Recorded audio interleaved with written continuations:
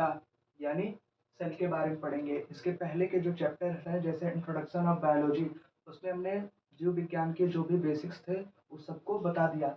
आज हमारा एक नया चैप्टर है सेल, ठीक है। इस चैप्टर को बढ़िया से समझिएगा ताकि आप पूरे बॉडी फंक्शंस चाहे प्लांट के हो चाहे एनिमल्स के हो सबके समझ सकें, ठीक है। तो चलिए, सेल जिसको हिंदी में क्या बोलते हैं, कोशिका बोलते हैं। तो इसके डिफिनेशन को समझते हैं और डिफिनेशन के अंदर जो वर्ड्स आए उसको समझते हैं, ठीक है। तो इसका डिफिनेशन दो साइंटिस्ट ने दिया, दो वैज्ञानिक का नाम था स्लीडेन और स्वान, दो वैज्ञानिक थे। पहले वैज्ञानिक कौन थे, स्लीडेन, और एक वैज्ञानिक थे स्वान। इन दो वैज्ञानिकों ने कोशिका की परिभाषा दी, ठीक है। तो चलिए उस परिभाषा को समझ लेते हैं सबसे पहले। तो कोशिका की परिभाषा बुक में लिखी रहती है, तो सबसे उसको समझने से पहले आप अपने बॉडी के बारे में समझिए, यानी जो हमारा शरीर है, अपने शरीर को तोड़िए पहले। जब अपने बॉडी को और पार्ट्स में तोड़ेंगे तो हमको क्या मिलेगा, अंग तंत्र मिलेगा। क्या मिलेगा, अंग तंत्र मिलेगा। फिर अंग तंत्र को तोड़ेंगे तो क्या मिलेगा, आपको अंग मिलेगा यानी ऑर्गन मिलेगा। फिर ऑर्गन्स को जब आप तोड़ेंगे आगे तो क्या मिलेगा, आपको ऊतक मिलेगा। फिर लास्ट में ऊतक जब डिवाइड होगा तो वो क्या बनाएगा, कोशिका, दैट इज सेल बनाएगा आपका, ठीक है। यानी हमारे पूरे बॉडी यानी शरीर का निर्माण किससे हुआ है, एक छोटी यूनिट कोशिका से हुआ है, ठीक है। तो डिफिनेशन अभी समझ रहे हैं, उससे पहले समझिए बॉडी जो है वो किससे मिलकर बना है, ऑर्गन सिस्टम से यानी अंग तंत्र से मिलकर बना है। फिर अंग तंत्र किसका बना है, अंग का बना है, ठीक है। फिर अंग किसका बना है, ऊतक का, और ऊतक किसका बना है, कोशिका का। तो हम अल्टीमेट ये बोल सकते हैं कि शरीर का जो सबसे छोटी यूनिट है वो क्या है, कोशिका। जितने भी प्रोसेस शरीर करती है वो प्रोसेस कौन करता है, सेल करता है, ठीक है। जैसे हम लोग मोशन करते हैं तो वो भी प्रोसेस कौन करता है, सेल करता है, ठीक है। यानी जितने भी प्रोसेस हमारा बॉडी ऊपर से करता है वो सब इंटरनली प्रोसेस कौन करता है, सेल यानी कोशिका करता है। इसीलिए हम बोलते हैं कोशिका को क्या बोलते हैं, संरचनात्मक और क्रियात्मक इकाई। यानी संरचनात्मक देखिए पूरी बॉडी यानी संरचना का निर्माण किससे हुआ है, कोशिका से हुआ है। और फंक्शनल अभी हम आगे सीखेंगे कि कोशिका में सारे प्रोसेस होते हैं, ठीक है। यानी कोशिका को ही क्या बोलते हैं, क्रियात्मक इकाई, और कोशिका को ही क्या बोलते हैं, संरचनात्मक इकाई यानी फंक्शनल एंड स्ट्रक्चरल यूनिट। यानी हम कोशिका की डिफिनेशन क्या लिख सकते हैं, हम डिफिनेशन लिखेंगे कोशिका को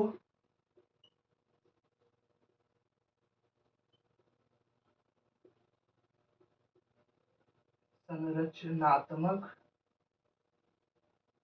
व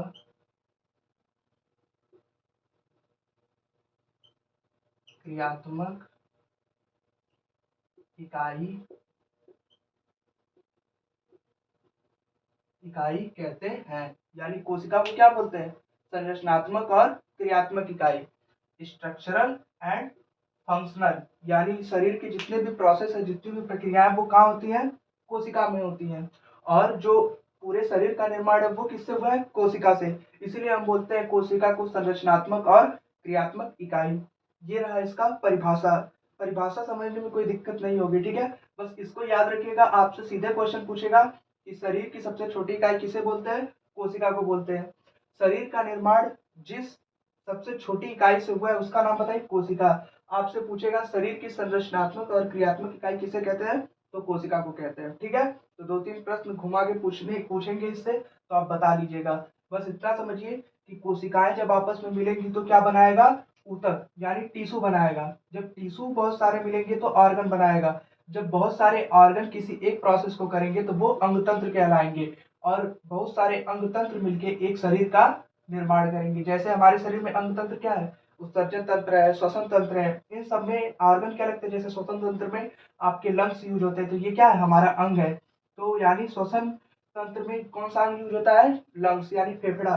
तो फेफड़े जो है वो किससे बने, ऊतक से। उस पे एपिथेलियम ऊतक होता है, उपकला ऊतक, ठीक है। तो ये हम बोल सकते हैं, ठीक है, ऊतक से। और ऊतक किससे बने हैं, कोशिका से। यानी कोशिकाओं का अगर समूह जब किसी एक कार्य को करने लगेगा तो उसे हम क्या बोलेंगे, ऊतक बोलेंगे, ठीक है। तो यही समझना था आपको। चलिए अब आगे कुछ साइंटिस्ट के नाम है उसको समझ लेते हैं। इसका स्क्रीनशॉट ले लीजिए पहले। चलिए अब आगे कुछ वैज्ञानिक आएंगे, उनका नाम समझ लीजिए जो कि पेपर में पूछता है सीधे। सबसे पहले वैज्ञानिक के बारे में हम समझेंगे जिनका नाम है Robert Hooke. Robert Hooke. Robert Hooke ऐसे पहले वैज्ञानिक थे 1600 1700 के आसपास की बात है। रॉबर्ट हुक एक ऐसे वैज्ञानिक थे जिन्होंने कोशिका की खोज का श्रेय इनको मिला। क्यों इनको मिला वो समझते हैं, ठीक है। रॉबर्ट हुक ने एक कॉर्क का टुकड़ा लिया। किसका? कॉर्क का टुकड़ा। ये कॉर्क का टुकड़ा आपसे सीधे पूछेगा मृत था कि जीवित, तो ये कैसा था? डेड था, मृत था, ठीक है। ये प्लांट था, प्लांट का था कि एनिमल का? ये किसका था? पादप का, ठीक है। एक पादप के कॉर्क के टुकड़े को लिया और इन्होंने इसको माइक्रोस्कोप के नीचे रखा और देखा, तो इन्हें क्या मिला? रूम जैसे स्ट्रक्चर मिले, यानी छोटे छोटे चेंबर मिले ऐसे।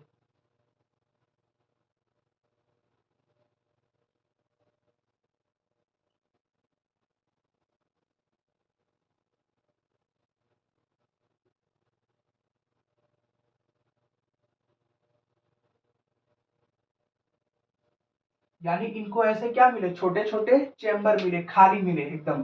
तो इन्होंने इसका नाम क्या रख दिया? सेल रख दिया। क्या रख दिया? सेल नाम रख दिया। आपसे पूछेगा सेल नाम किसने रखा? रॉबर्ट हुक ने। सेल जो वर्ड है इसका मतलब होता है खाली रूम, ठीक है, यानी चेंबर। ये जो चेंबर है ये मधुमक्खी के छत्ते के समान था, ठीक है। इन्होंने इसका नाम क्या रखा? सेल रखा, ठीक है। आपसे सीधे पूछेगा रॉबर्ट हुक ने कार के टुकड़े को सूक्ष्मदर्शी के नीचे देखा तो उन्हें जो स्ट्रक्चर दिखा वो किसके समान था? मधुमक्खी के छत्ते के समान था, ठीक है। कॉर्क जो था वो मृत था, हाँ मृत था। पादप था, हाँ पादप की कोशिका थी, ठीक है। तो अब एक बात समझ लीजिए, आगे वैज्ञानिक जो आए उन्होंने इनकी बातों को समझा और बताया। जो रॉबर्ट हुक थे इन्होंने ये जो सेल नाम दिया है, असल में इन्होंने सेल की डिस्कवरी नहीं की। ये जो था मृत था, पादप थी, ठीक है, यानी पादप की कोशिका मृत थी। आप आगे चल के पढ़ेंगे कि पादप की कोशिकाओं के ऊपर एक आवरण पाया जाता है। इसके ऊपर ये छोटा छोटा क्या पाया जाएगा? पूरे सेल के ऊपर आवरण पाया जाएगा, सब सेल के ऊपर आवरण पाया जाएगा ऐसे। और इस आवरण को बोलेंगे हम सेल वॉल। क्या बोलेंगे? सेल वॉल, यानी कोशिका भित्ति बोलेंगे। क्या बोलेंगे? कोशिका भित्ति। तो असल में रॉबर्ट हुक ने सेल की डिस्कवरी नहीं की। किसकी डिस्कवरी की? कोशिका भित्ति की डिस्कवरी की। क्यों? सेल तो मर चुका था, इसमें का जितना भी मटेरियल था सब क्या हो सकता, सब डेड हो चुका था, यानी खराब हो चुका था, मर चुका था। तो पर जो सेल वॉल है वो इतनी जल्दी क्या होती है? मरती नहीं है। यानी सेल वॉल को इन्होंने देखा खाली चेंबर के रूप में और इसे ही नाम दे दिया सेल। तो इतनी बातें आपको रॉबर्ट हुक से याद रखनी है, जो आपसे क्वेश्चन पूछ सकता है। एक्चुअली में रॉबर्ट हुक ने क्या खोजा था? सेल वॉल खोजा था, ठीक है। तो इसका स्क्रीनशॉट ले लीजिए या फिर लिख लीजिए।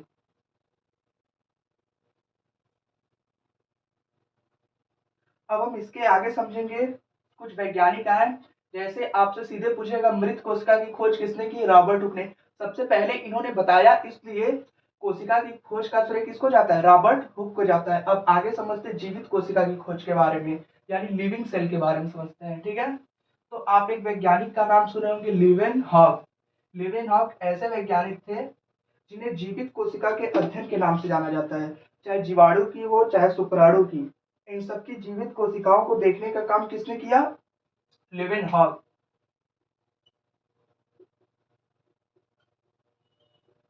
लिवेन हॉक नाम के साइंटिस्ट हैं जिन्होंने जीवित कोशिका की खोज की। सीधा क्वेश्चन, जीवित कोशिकाओं का अध्ययन सर्वप्रथम किसने किया? लिवेन हॉक नाम के वैज्ञानिक ने किया, ठीक है। यानी जीवित कोशिकाओं की खोज, लिविंग सेल की खोज किसने की? लिवेन हॉक। चाहे वो स्पर्म सेल की बात हो, चाहे वो बैक्टीरियल सेल की बात हो, चाहे वो किसकी बात हो? हेपेटिक सेल यानी आपकी रक्त कोशिकाओं आरबीसी की बात हो। सबसे पहले जीवित कोशिकाओं का अध्ययन किसने किया? लिवेन हॉक नाम के वैज्ञानिक ने किया।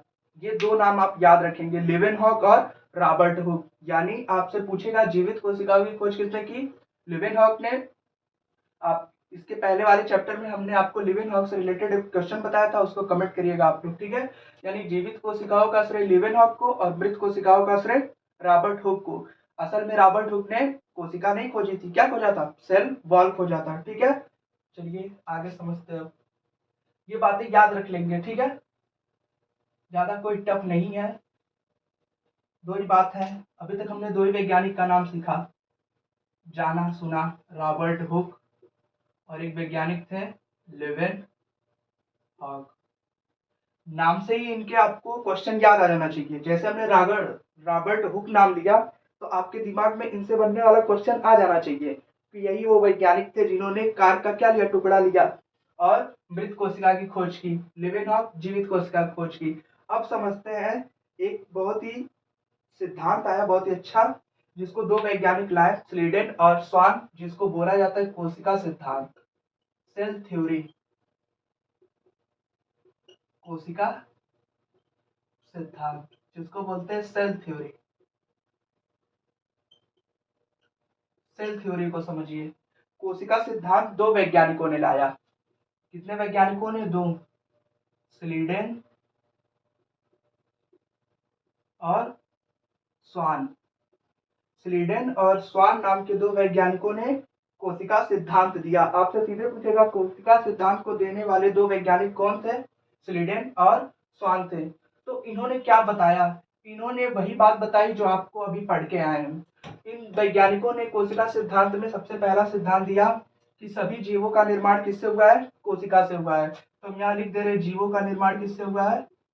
सेल से हुआ है, ठीक है। ये बात इन्होंने बताई कि जीवों का निर्माण किससे हुआ है? कोशिका से हुआ है, ठीक है। पहला पॉइंट इन्होंने बताया। फिर आगे बताया कि जो कोशिका है यानी जो सेल है वो संरचनात्मक और क्रियात्मक इकाई है। यानी जो हमारा ये कोशिका है ये क्या है? संरचनात्मक और क्रियात्मक इकाई है। और ये जो कोशिका है ये जीवों की क्या है? सबसे छोटी इकाई है। ये बात किसने बताई? स्लीडेन और स्वान नाम के दो वैज्ञानिक है जिन्होंने कोशिका सिद्धांत को दिया और ये बातें हमको बताई। तो इतनी बातें आप याद रखिएगा कि कोशिका सिद्धांत को किन वैज्ञानिकों ने दिया? स्लीडेन और स्वान ने। इनमें इन्होंने बताया क्या कि सभी जीवों का निर्माण किससे हुआ है? एक छोटी इकाई जिसको बोलते हैं कोशिका से हुआ है। कोशिका क्या है? संरचनात्मक और क्रियात्मक इकाई है। अभी हमने समझ लिया है। तो ये दोनों बातें किसने बताई? स्लीडेन एवं स्वान। अब यहाँ पे एक और वैज्ञानिक आएंगे, रुडोल्फ बर्चो। उन्होंने कोशिका सिद्धांत में कुछ कमियां थी उसको बताया। क्या कमी दिख रही है आपको? अभी सभी ने ये तो बता दिया जीवों का निर्माण कोशिका से हुआ है, संरचनात्मक और क्रियात्मक इकाई है, पर ये तो नहीं बताया कि कोशिका का निर्माण किससे होता है। ठीक है, ये भी तो जानना जरूरी है कि आखिर कोशिका किसकी बनी होती है। जब कोशिका बनेगी तभी तो ऊतक बनेगा, और जब ऊतक बनेगा तभी अंग बनेगा, तभी अंग तंत्र बनेगा, और सभी तभी जाके शरीर का निर्माण होगा। तो शरीर का निर्माण किससे हुआ है? कोशिका से। तो ये दोनों वैज्ञानिक ने ये बात न बता पाई कि सेल का निर्माण किससे हुआ है। तो तभी आते हैं एक वैज्ञानिक रुडोल्फ बर्चो। तो इसका स्क्रीनशॉट लीजिए, फिर रुडोल्फ बर्चो की बातों को लिखते हैं हम लोग और समझते हैं। एक बात और याद रखिएगा कि इनसे रिलेटेड जो सन था 1838 ईस्वी में इन्होंने कोशिका सिद्धांत का प्रतिपादन किया और दिया। ठीक है, तो इतनी बातें लिख लीजिए, फिर आगे समझते हैं। कोशिका सिद्धांत में कुछ बातें ऐड या फिर अतिरिक्त बताने के लिए वैज्ञानिक आए, रुडोल्फ बर्चो। कौन वैज्ञानिक आए? रुडोल्फ बर्चो। रुडोल्फ बर्चो। रुडोल्फ बर्चो ने 1855 ईस्वी में कोशिका सिद्धांत में कुछ बातें आगे बताई। इन्होंने ये बताया कि जितनी भी कोशिकाएं हैं, जितनी भी सेल हैं, उसका निर्माण किससे हुआ है? इसकी पूर्ववर्ती कोशिकाओं से। किससे हुआ है? पूर्ववर्ती कोशिका से। यानी ये हमारा अगर एक क्या है? मदर सेल है, तो इससे दो डॉटर सेल बनेंगे। तो यानी इन दो नए सेल का निर्माण किससे हुआ है? इसके पहले वाले सेल से, यानी प्री एग्जिस्टिंग सेल से, यानी पूर्ववर्ती कोशिकाओं से हुआ है। ये बात किसने बताई? रुडोल्फ बर्चो ने। तो हमको ये बात पता चल गई या फिर सेल का निर्माण किससे हुआ है, उसके पूर्ववर्ती यानी उसके पहले वाली कोशिकाओं से उसका निर्माण हुआ है। ठीक है, तो ये बात किसने बताई, रुडोल्फ वर्चो ने बताई। इनका एक स्टेटमेंट है वो याद रखिएगा, उनका स्टेटमेंट है ओमनी सेलुला, ओमनी सेलुला ई सेलुला। इसको समझने की कोशिश मत करिए, सीधे बस इतना मतलब जानिए ओमनी सेलुला ई सेलुला का मतलब होता है कि जितनी भी कोशिकाएं हैं उसका निर्माण किससे हुआ है, पूर्ववर्ती कोशिकाओं से हुआ है। ये बात किसने बताई, रुडोल्फ वर्चो ने। आपको स्टेटमेंट देगा ओमनी सेलुला ई सेलुला, इसको देने वाले कौन से वैज्ञानिक थे, तो कौन से वैज्ञानिक थे, रुडोल्फ वर्चो। कब दिया इन्होंने, 1855 में, यानी 1855 में रुडोल्फ वर्चो ने क्या बताया कि जितनी भी कोशिकाएं मौजूद है उसका निर्माण किससे हुआ है, पूर्ववर्ती कोशिकाओं से हुआ है। अब हमारा माइंडसेट क्लियर हो गया कि कोशिका का निर्माण किससे हुआ है, फिर कोशिका किसका निर्माण करती है, ये सब बातें। चलिए एक बार समराइज कर लेते जितनी चीजें आज हमने पढ़ी है। सन याद रखिएगा 1855, ठीक है। यानी आज हमने क्या क्या सीखा उसको रिकैप कर लेते हैं। सबसे पहले हमने कोशिका की परिभाषा समझी कि कोशिका किसे कहते हैं, कोशिका किसे कहते हैं, संरचनात्मक और क्रियात्मक इकाई को क्या बोलते हैं, कोशिका। आगे हमने पढ़ा कि कोशिका जो है एक होती है जीवित और एक होती है मृत, होती कुछ नहीं है, एक जीवित और एक मृत। जब जीवित मृत हो जाएगी तो उसे मृत बोलेंगे। सबसे पहले मृत का अध्ययन किसने किया, रॉबर्ट हुक ने। रॉबर्ट हुक ने क्या बताया, उन्होंने एक संरचना देखी, कॉर्क के पौधे के एक टुकड़ा लिया, माइक्रोस्कोप के नीचे देखा उसे, और वो मृत थी। असल में वो क्या थी, सेल वॉल थी जो डेड हो चुकी थी, ठीक है। और जीवित कोशिका को किसने देखा, लिवेन हॉक ने बताया इसके बारे में। फिर आया हमारा कोशिका सिद्धांत।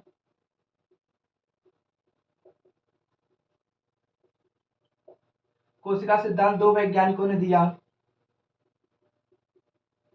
स्लीडेन और स्वान नाम के दो वैज्ञानिक आए। इन्होंने कोशिका सिद्धांत में क्या बताया, दो बातें बताई कि सभी जीवों का निर्माण किससे हुआ है, कोशिका से हुआ है, यानी जितने भी जीव मौजूद है उसका निर्माण किससे हुआ है, कोशिका से हुआ है। और दूसरी बात इन्होंने क्या बताई कि कोशिका जो है वो क्या है, जीवों की संरचनात्मक और क्रियात्मक इकाई है। ये बात किसने बताई, स्लीडेन और स्वान ने।